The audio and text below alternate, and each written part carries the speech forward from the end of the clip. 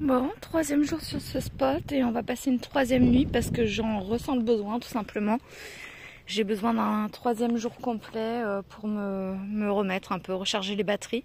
Hier j'ai rien filmé, c'est ce que j'ai fait. J'ai fait que prendre soin de moi, me reposer, me promener, me coucher tôt, bien dormir, prendre mes cachets bien sûr, me masser avec la crème. Voilà, donc ça va. On va dire que ça va quand même beaucoup mieux, mais j'ai encore un peu mal, sans que c'est fragile en fait.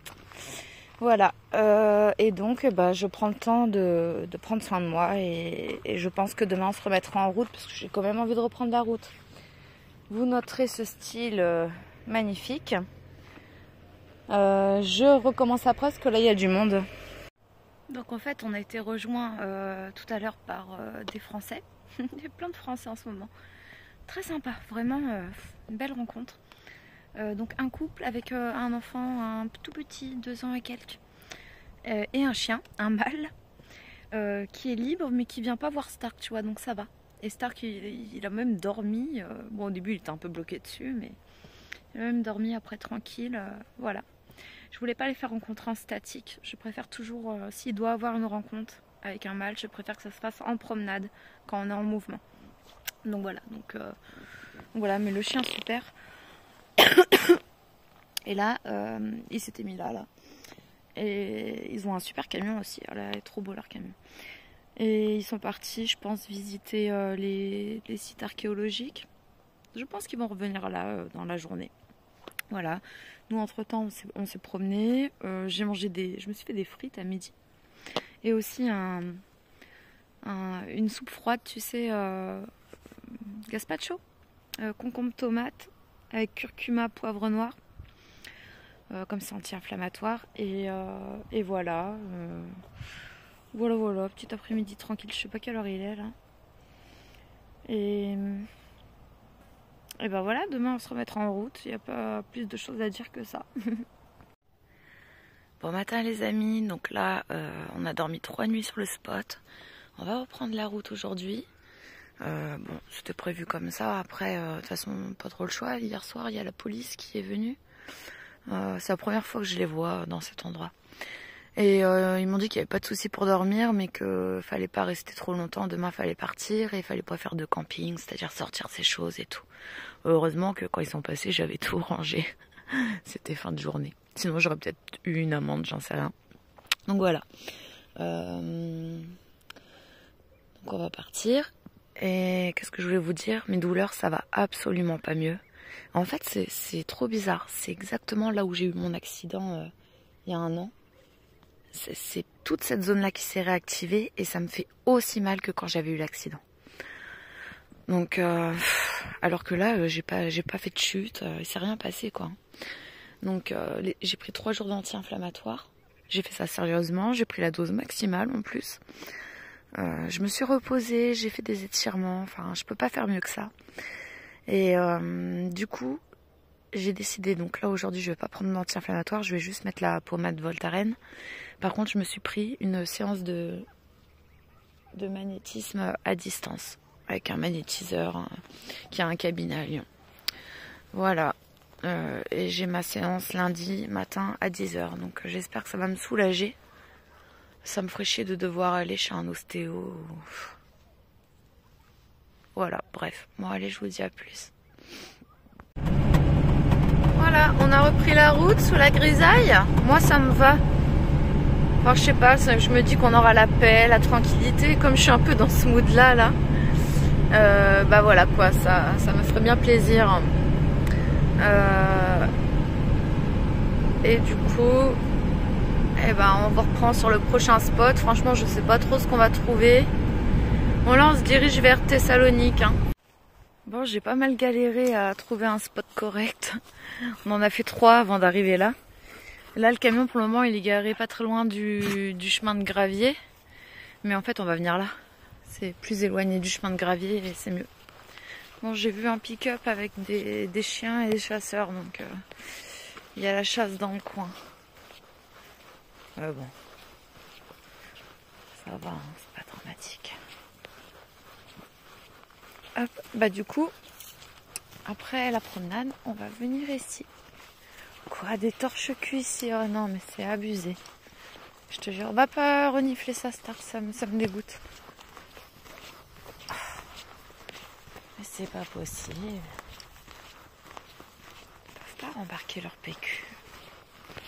Donc tu vois, nous on est juste là, ça à peu près 500 mètres de la grande route, plus bas. Et nous, ce qu'on va faire, c'est qu'on va s'enfoncer dans le chemin là-bas. Et 150 mètres ou 200 mètres plus loin, bah, en fait, t'as le petit renfoncement que je t'ai montré. Donc on va faire ça. Mais avant ça, on se promène, on explore un peu. Ça nous fait du bien aussi, parce que là, il est tard, hein, il est quasiment 13 h.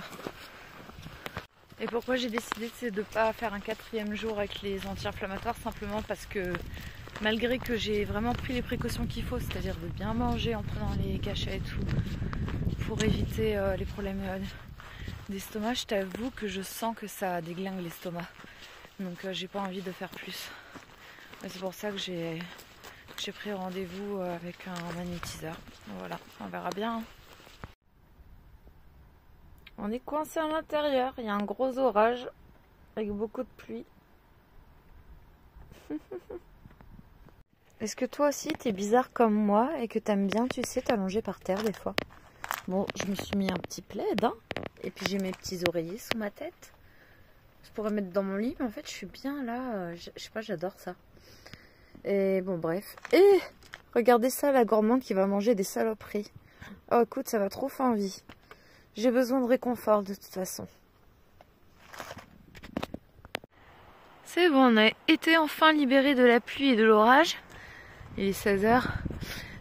Et là, on est reparti se promener. Donc là, ce que tu vois, c'est la ville d'Érythrée. Voilà. On est vraiment pas loin. Et donc un petit peu la vue un peu plus générale. Voilà. Et ça, c'est le chemin qu'on prend. Donc là, de ce côté-ci, c'est balade à foison jusqu'à très loin.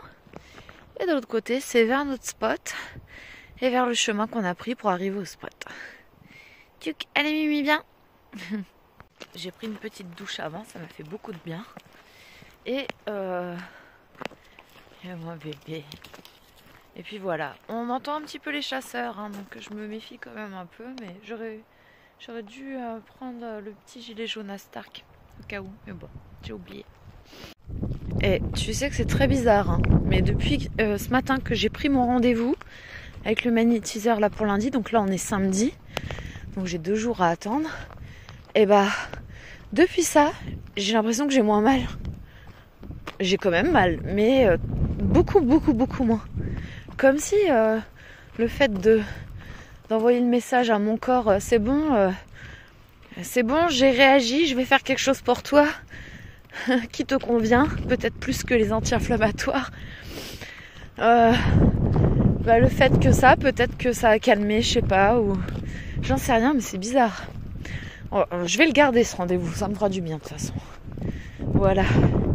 Et puis on verra ce soir, hein, parce que hier la journée, ça allait à peu près. Après, quand je dis à peu près, hein, j'avais mal. Hein. Mais la nuit, elle a été horrible. J'ai eu vraiment très mal cette nuit et ce matin. Donc bon, on verra cette nuit et ce matin. Et demain matin, pardon. Ah, Stark, il a senti un truc, je pense. Je vais couper. Voilà, c'est quand même assez joli là, on se promène. Même s'il fait un peu grisouille, mais c'est quand même sympa. Ah ouais, allez, continue un peu.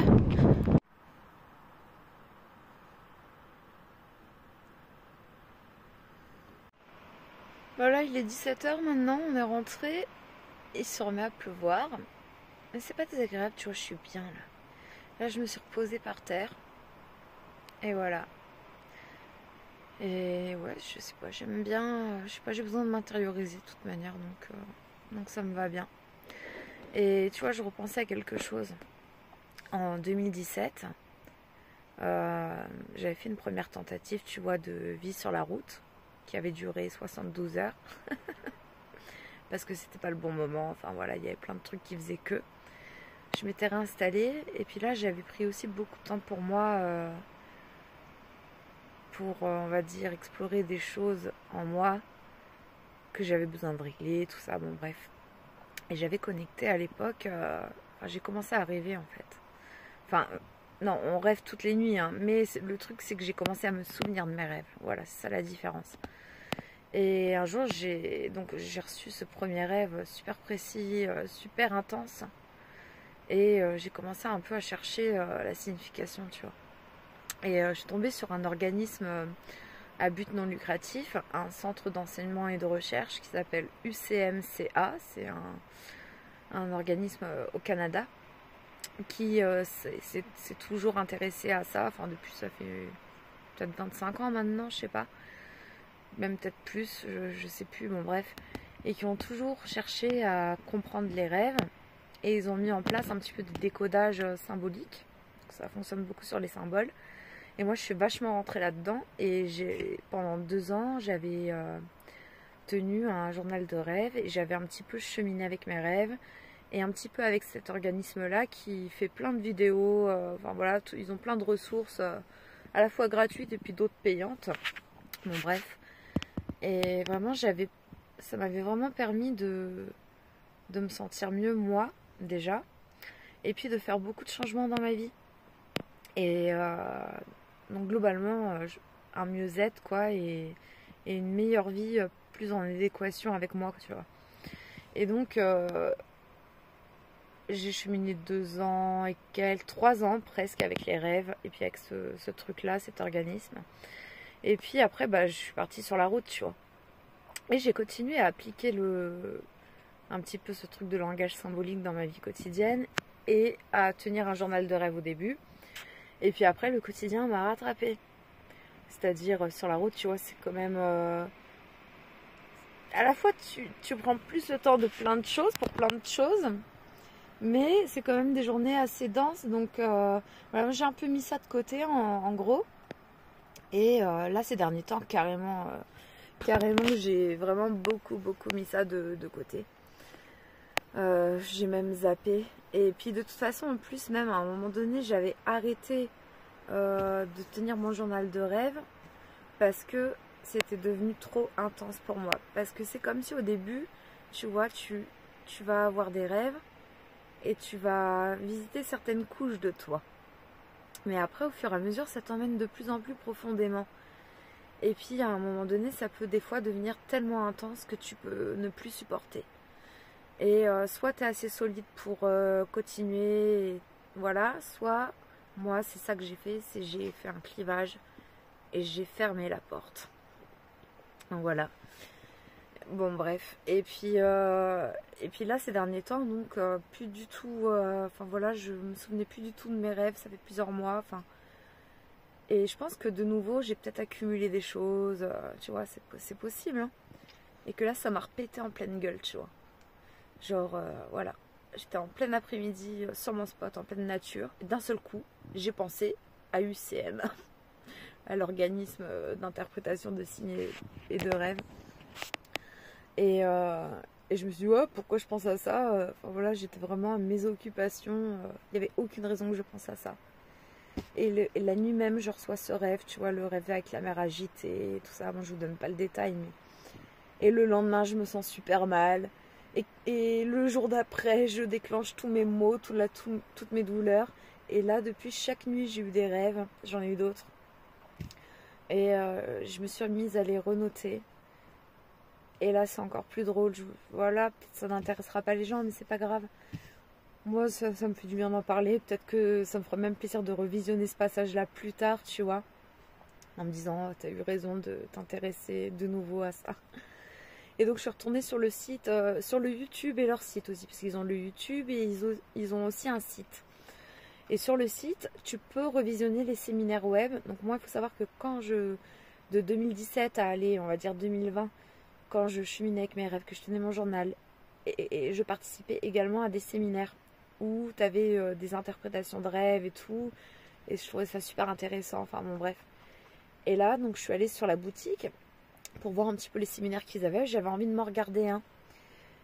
Et bah tu sais pas quoi, en fait, il y en a un qui attire mon œil, et je donnerai pas le titre du rêve parce que c'est le mien, que j'ai pas forcément envie que vous alliez voir mon rêve. Mais c'était le premier rêve que je leur avais envoyé le premier rêve que j'avais eu en 2017 et quand j'ai découvert cet organisme-là, je leur avais envoyé. Et en fait, bah, tu sais, le temps qu'ils reçoivent tellement de rêves de plein de gens qu'ils n'interprètent pas forcément ton rêve tout de suite. Et en fait, ils l'ont interprété certainement après, quand moi j'ai fermé la porte à tout ça, donc peut-être 2-3 ans après. Et donc, j'ai pas vu qu'on avait interprété mon rêve. Et donc là, je me suis pris le séminaire. Et c'était super intéressant de voir l'interprétation qu'ils en ont fait. Et c'était totalement ça en fait. Et en plus moi maintenant j'ai le recul. Et ça m'a parlé à un certain degré aussi. Même pour maintenant en ce moment, tu vois. Donc bon, super intéressant. Et voilà. Et on verra ce que ça donne. Mais en tout cas ça m'a donné envie de réécrire mes rêves. De me réintéresser à tout ça. Parce que j'ai pas du tout envie que ça me pète à la gueule dans quelques mois, dans quelques années. Parce que j'aurais accumulé des choses en moi.